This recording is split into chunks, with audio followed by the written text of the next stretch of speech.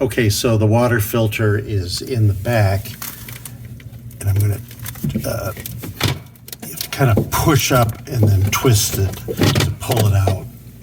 And if you notice, it has instructions on it as to how you do this. And you'll see in a moment when I put the new one in, it's important to get a real GE, or as they're now called, I guess, hair, bought by a Chinese company, but you can order these online, and I think there's instructions on this thing, if you look closely, how to do that. Well, I have several of them in stock, so we'll now show how you go about installing a new one. This one, unfortunately, can't be recycled. You just have to toss it. They are stored in this drawer number 6 in our little cabinet here. So you have to peel off this top here.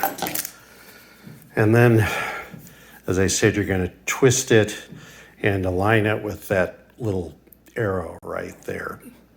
So I'm going back in the fridge.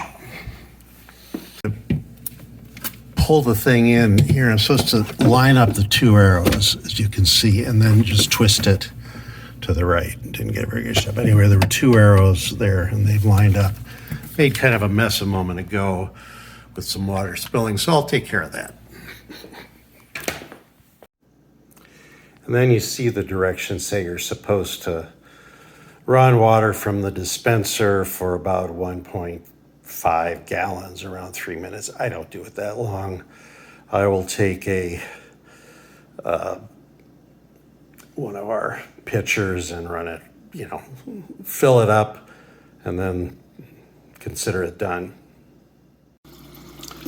So there you see me filling it up. I'm not really sure what the purpose of this step is.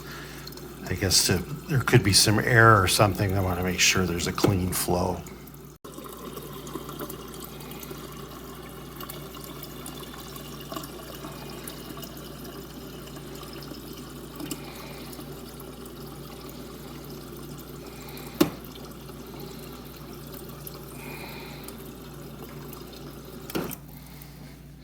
So I think we can declare victory at this point. One last thing I forgot to do is on the old filter, there's usually some water left in that. So before you throw it out, turn it upside down where the open end is and just shake the water out and then throw it away.